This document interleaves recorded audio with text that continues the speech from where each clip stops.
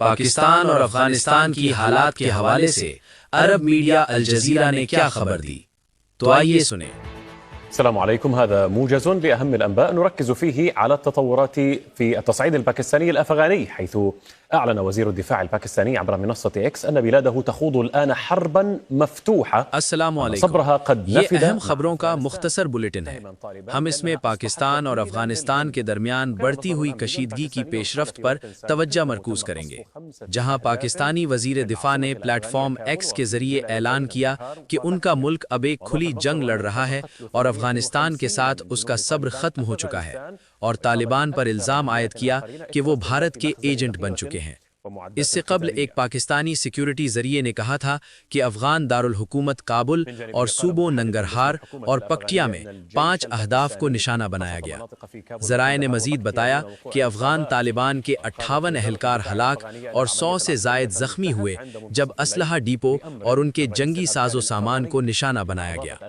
دوسری جانب افغان حکومت کے ترجمان نے کہا کہ پاکستانی فوج نے کابل، کندہار اور پکتیا میں علاقوں پر گولہ باری کی، تاہم کوئی جانی نقصان نہیں ہوا۔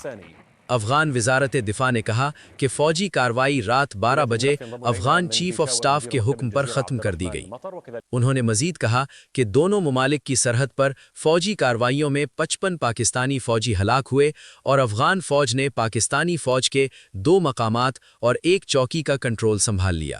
اسی معاملے پر ہمارے ساتھ پیشاور سے الجزیرہ کے بیورو چیف عبد الرحمان مطر اور کابل سے الجزیرہ کے نمائندے ناصر شدید موجود ہیں۔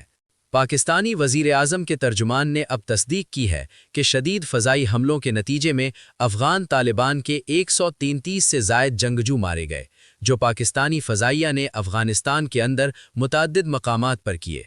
وزیر دفاع کا بیان خاص طور پر قابل توجہ تھا، جس میں انہوں نے کہا کہ افغانستان کے ساتھ یہ کھلا تصادم، جیسا کہ انہوں نے اسے قرار دیا، بہت سی وجوہات رکھتا ہے۔ انہوں نے یہ بھی کہا کہ پاکستانی فوج ان دیگر افواج کی طرح نہیں ہے جو دور دراز سے افغانستان پر حملہ کرنے آئیں اور ناکام ہو گئیں۔ وزیر نے زور دے کر کہا کہ پاکستانی فوج افغانستان کو اچھی طرح جانتی ہے اور پاکستان طالبان حکومت کی حقیقی صورتحال سے بخوبی آگاہ ہے۔ اب ناصر شدید کی جانب چلتے ہیں۔ کیا ان پاکستانی بیانات پر کوئی رد عمل سامنے آیا ہے؟ ابھی تک اس وقت تک کوئی باضابطہ بیان سامنے نہیں آیا ہے، تاہم افغانستان ہمیشہ کہتا ہے کہ وہ اپنے خلاف حملے، گولہ باری یا اندرونی معاملات میں مداخلت قبول نہیں کرے گا۔ اسی مہینے کی 21 تاریخ کو بھی گولہ باری ہوئی تھی اور 4 دن بعد جواب دیا گیا تھا۔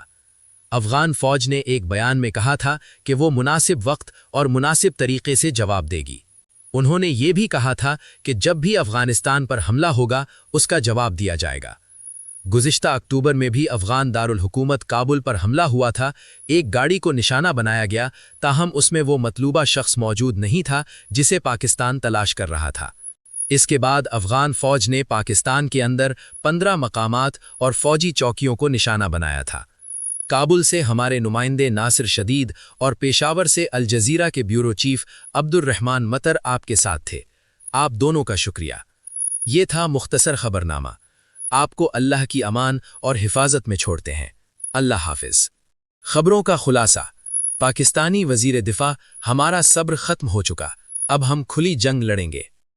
یہ آپ خبریں سن رہے تھے۔ بس دعا کرتے رہیں کہ اللہ تعالی ہمارے ملک کی حفاظت فرمائے۔ ہمارا ملک ہر طرف سے نشانے پر ہے۔ اللہ تعالی آسانی پیدا فرمائے اور اللہ تعالی ہماری اس ملک کی حفاظت فرمائے۔ جو سازش کر رہے ہیں اللہ تعالی ان کو کہیں اور مصروف فرمائے۔ آمین ثم آمین یا رب العالمین۔